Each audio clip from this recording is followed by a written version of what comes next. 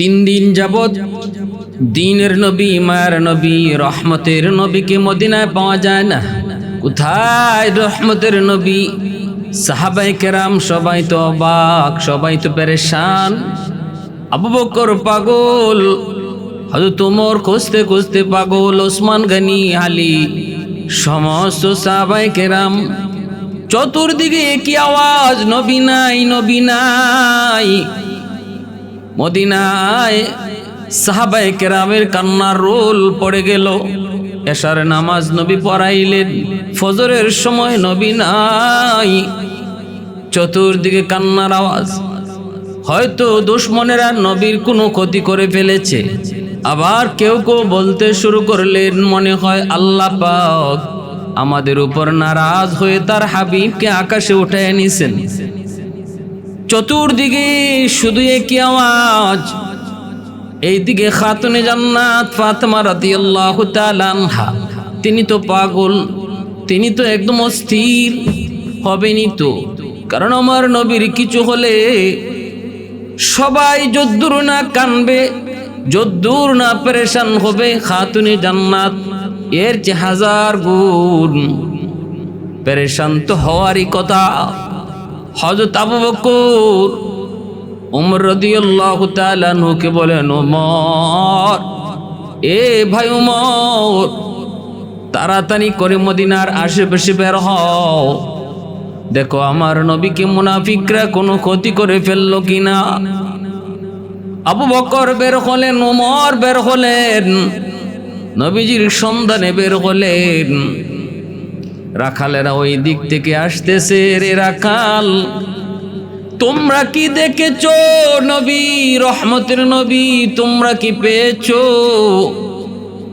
রাখালেরা কয়ে, কার কথা বলো আবু বকর? জানি না, তবে আজকে 3 দিন হয়ে যায় গুহার ভিতরে একজন মানুষ শুধু উম্মতি উম্মতি বলে কান্দে রে, যার কান্নার কারণে আমাদের পশুগুলি পর্যন্ত খানা বন্ধ করে দিয়েছে।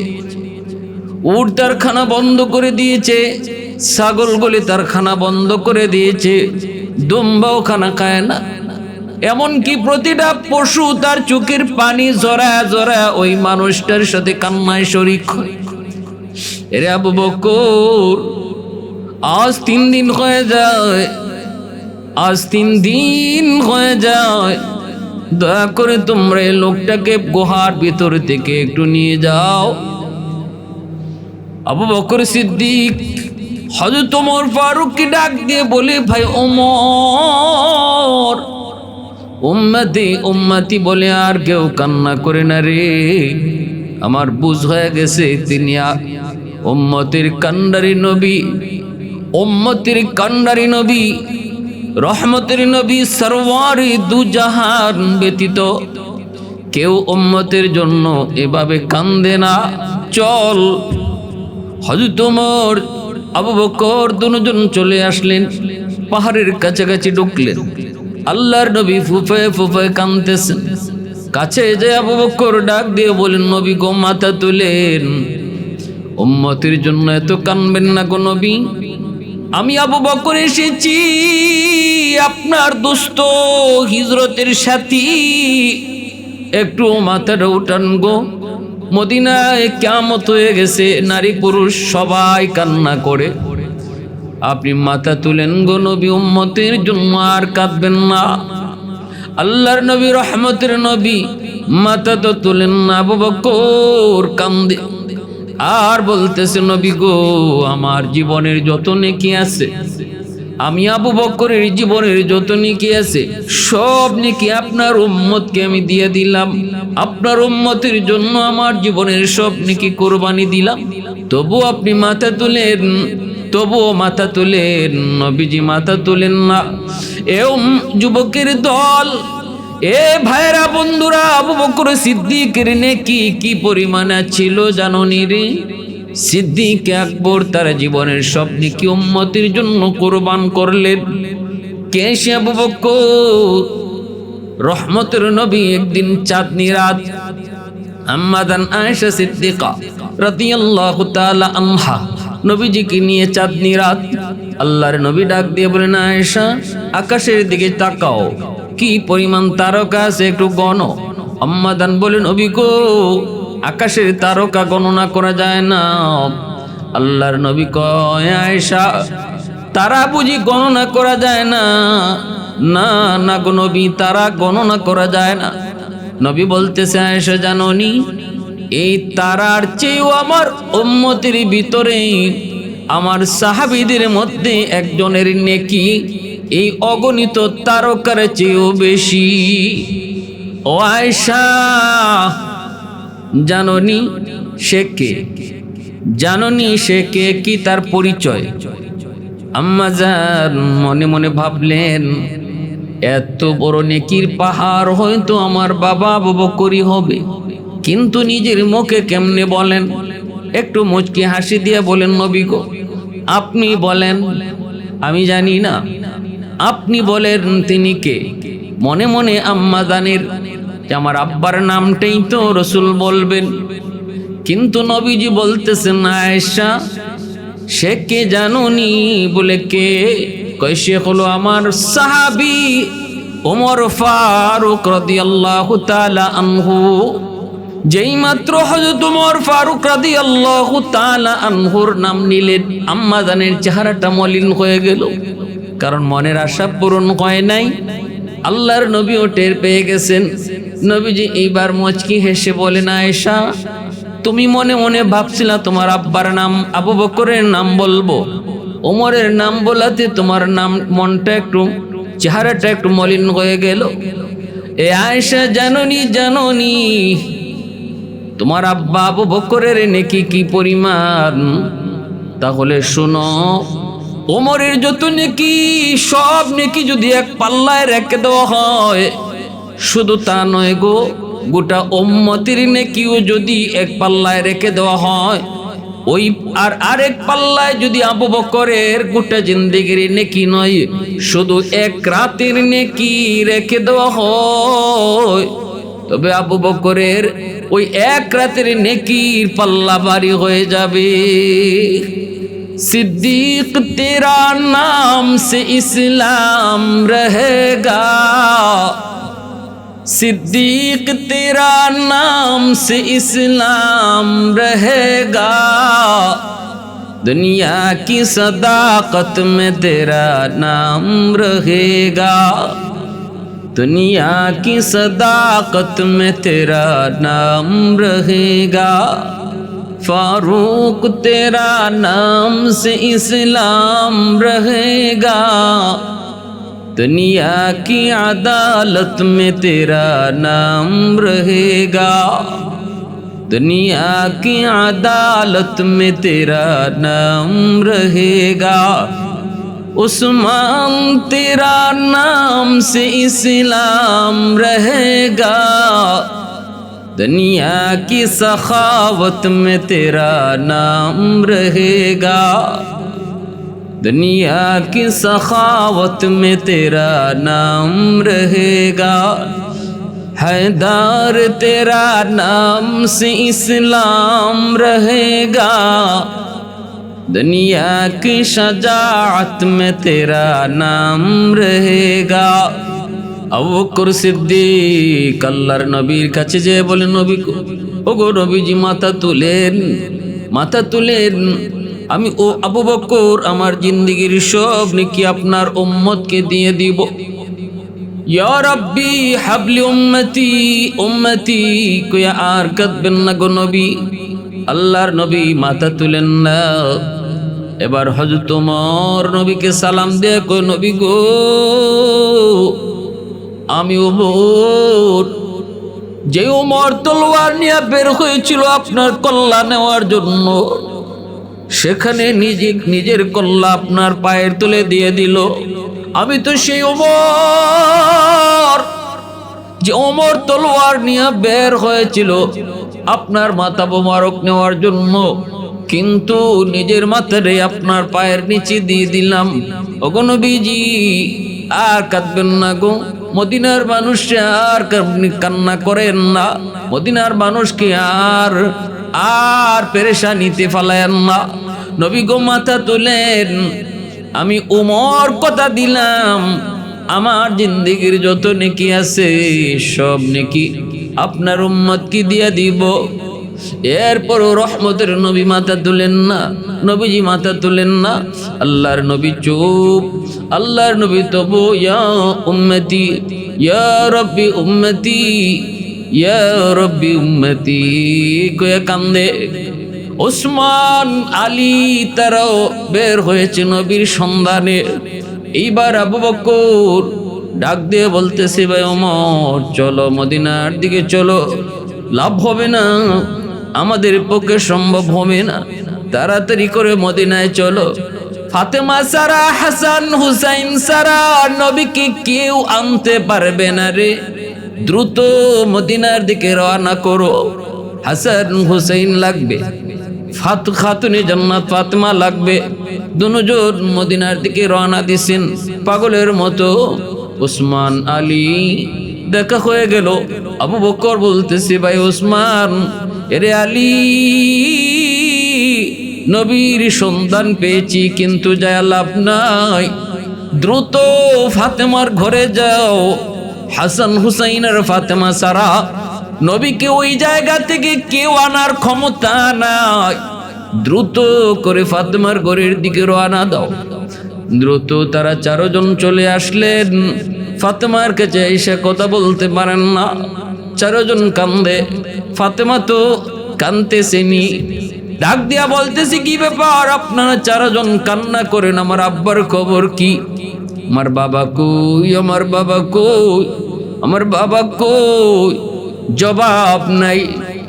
খাতুনে জান্নাত আলীর গায়ে জড়ে কয়, স্বামী গো একটু কও কও, কই আমার আব্বা, কোথায় তোমরা পাইছো? কেউ দি কোনো কথা বলো না, কান্না করো কেন? তাহলে বুঝি আমার আব্বাকে বেঈমানরা শহীদ করে ফেলেছে, মুনাফিকের দল বুঝি আমার আব্বার ক্ষতি করে ফেলেছে, তাড়াতাড়ি করে কও। কান্না করেন আলী, চোখের পানি মুইছে কয়, ফাতেমা না, না গো, মায়ার নবীর কোনো ক্ষতি দুশ্মনেরা করে নাই, কিন্তু নবী উম্মতি উম্মতি কয়ে 3 দিন যাবত পাহাড়ের গুহায় কান্না করে আমরা গিয়েছি। আবু বকর ওমর জীবনের সব নেকি কোরবানি দিছে, উম্মতকে দিয়ে দিছে, নবী মাথা তুলেন না। নবীর কান্নায় পশু পাখি পর্যন্ত খানা পিনা বন্ধ করে দিয়েছে। কেউ নবীকে তুলতে পারে না, কেউ নবীর মাথা উঠাইতে পারে না, নবী কারো কথা শোনেন না, শুধু কান্না করে কান্না করে। ফাতেমা তাড়াতাড়ি চলো, তাড়াতাড়ি করে চলো, তাড়াতাড়ি করে চলো। খাতুনে জান্নাত ফাতেমা রাদিয়াল্লাহু তাআলা আনহা হাসান হুসাইনকে সাথে নিয়ে চলে আসলেন নবীজির কাছে। এসে ডাক দিয়ে বলতেছে, বাবা গো, আপনার কলিজার টুকরা মেয়ে ফাতেমা চলে এসেছে গো বাবা। ও বাবা, আপনি আজকে 3 দিন আপনার কলিজার টুকরা মেয়ে ফাতেমারে থইয়া একা একা আপনি কেমনে পাহাড়ে আছেন গো? কেমনে আছেন? যেই ফাতেমারে না দেখলে আপনি ঘুম আসে না, যেই ফাতেমারে না দেখে আপনি ঘুমান না। আজকে 3 দিন আপনি এখানে কেমন করে আছেন? আপনি তো জানেন গো বাবা, ক্ষুধার যন্ত্রণা হাসান হুসাইন ভুলে যায় যদি আপনার চেহারাটা দেখে। কিন্তু আজকে 3 দিন হাসান হুসাইনকে আমি কোনো জবাব দিতে পারি না। যে হাসান হুসাইন আপনার চেহারা দেখলে পরে ক্ষুধার যন্ত্রণা ভুলে যায়, কোনো জবাব আমি দিতে পারি না। বাবা গো, আমি তো আমার আম্মার কাছ থেকে ওয়াদা করে নিয়েছি, মৌতের সময় আমার আম্মা খাদিজাতুল কুবরা রাদিয়াল্লাহু তাআলা আনহা মৌতের সময় তোমার হাতখানা আমার হাতে দিয়ে তিনি ওয়াদা করেছিলেন, মারে আমি দুনিয়া থেকে বিদায় নিতেছি।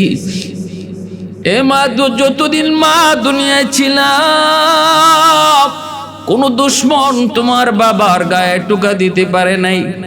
আজ আমি বিদায় নিতেছি নে মা। যাবার সময় তোমার বাবাকে কার হাতে রেখে যাব? মা ফাতেমা, তোমার হাতে তোমার আব্বারে সমঝে গেল।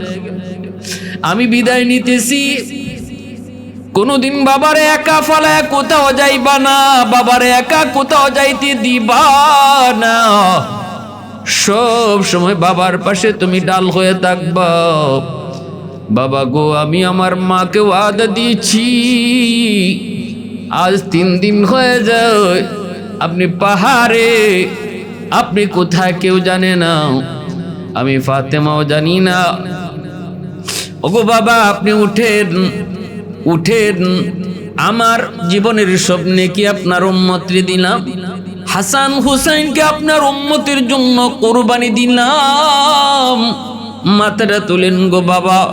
সাথে সাথে আল্লাহ পাক জিব্রাইলকে পাঠিয়ে দিয়েছে, জিব্রাইল তাড়াতাড়ি যাও, আমার বন্ধুকে যে বলো বন্ধু মাথা তোলার জন্য। ফাতেমা চলে আসছে, জীবনের নেকি উৎসর্গ করেছে, হাসান হুসাইনকে উম্মতের জন্য কোরবানি দিয়ে দিছে। আমি আল্লাহ আমার বন্ধুর প্রতি খুশি, যে বন্ধুকে বলো, বন্ধুকে আমি কখনো না নিরাশ করব না, উম্মতের ব্যাপারে কখনো নিরাশ করব না। ওয়ালা সাউফা ইউতিকা রাব্বুকা ফাতারদাক।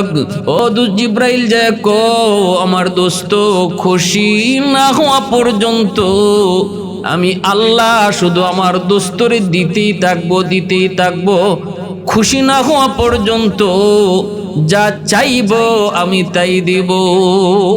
यासीन से मौला ने कभी उनको पुकारा, यासीन से मौला ने कभी उनको पुकारा, हमीम कभी और कभी तासीन इशारा, वल्लैल में जुल्फ़े मुहम्मद के तरन्नुम, والشمس من رخسار احمد کا ترنم، والفجر میں ہے صبح رسالت کی بشارت، والعصر میں ہے دور نبوت کی بشارت، ہر پھول میں ہے روی مدینہ کا تبسم، شاخوں کی لچک میں بقدا کا تکلم، یاسین سے مولا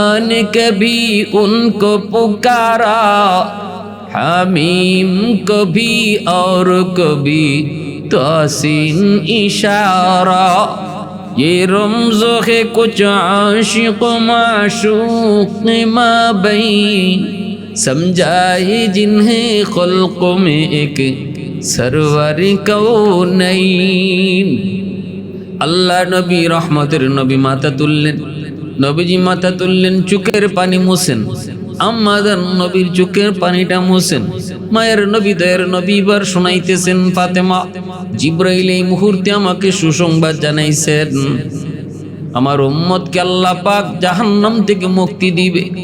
আম্মাজান জানতে চান, নবী গো আপনার উম্মতকে কেমনে জাহান্নামে নিবে, কেন আপনি এমন করেছেন? নবীজি বলতেছেন, ফাতেমা জিব্রাইল আমাকে জাহান্নামের বিবরণ দেন। বলতেছে, নবী গো জাহান্নামের প্রথম স্তরে এমন, দ্বিতীয় স্তরে এমন, তৃতীয় স্তরে এমন, চতুর্থ স্তরে অমুক, পঞ্চম স্তরে অমুকের, ষষ্ঠ স্তরে, প্রথম থেকে নিয়ে ষষ্ঠ স্তর পর্যন্ত জিব্রাইল আমাকে বলল। সপ্তম স্তরটা জিব্রাইল বলে না, আমি জিব্রাইলকে বললাম, ভাই জিব্রাইল সপ্তম স্তরের কথাটা কও না কেন? জিব্রাইল তখন কয়, নবী গো সপ্তম স্তরের কথাটা যদি বলি আপনি হাওমাও করে কানবেন, কষ্ট পাবেন। নবী বলতেছে, ভাই জিব্রাইল কও। এবার জিব্রাইল কয়, নবী গো জাহান্নামের সপ্তম স্তরে আপনার উম্মত যারা গুনাহগার নাফরমান এরা থাকবে।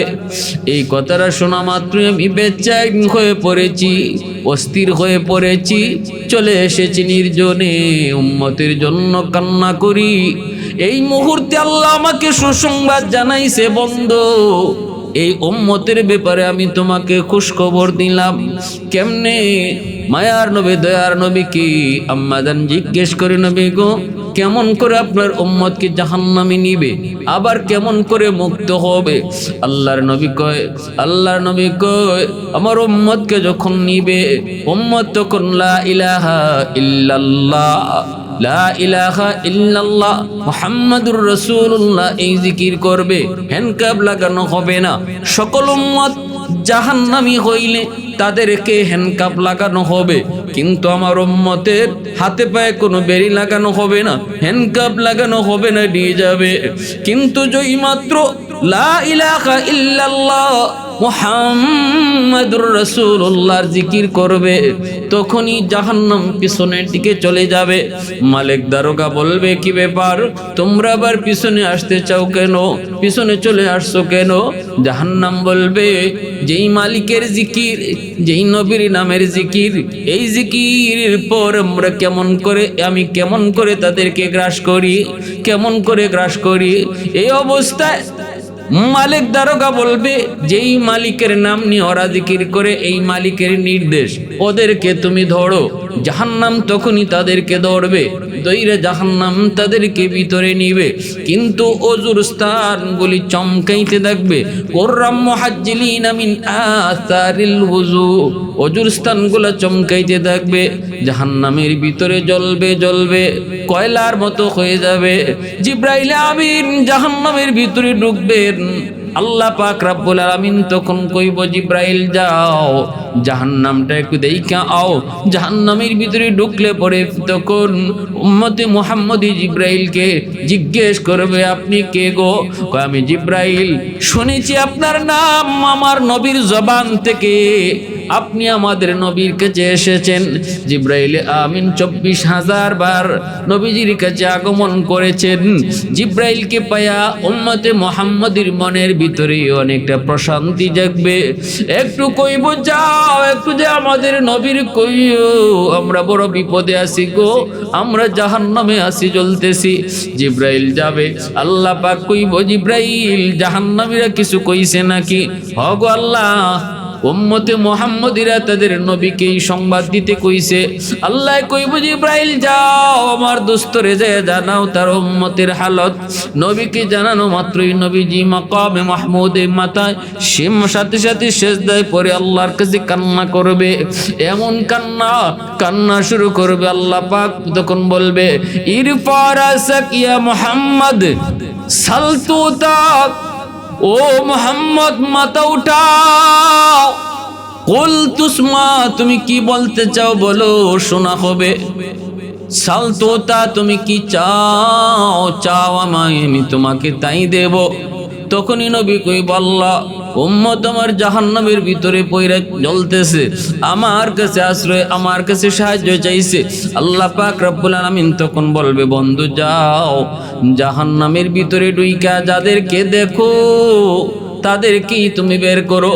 নবী কইব, আমি ডুইকে দেখবো আমার উম্মতের অজুর জায়গাগুলা চমকাইতেছে। গুররাম মুহাজ্জিলিনা মিন আসারিল ওযু, এ যুবক গুনাহ করবা, গুনাহ হয়ে যাবে, আল্লাহ চাইলে মাফ করবে, কিন্তু নামাজি মানুষের অজুর জায়গাগুলা যখন চমকাবে, আল্লাহর নবী সেই চমকানো জায়গা দেখে আল্লাহর নবী তাকে চিনা জাহান্নাম থেকে মুক্ত করবে।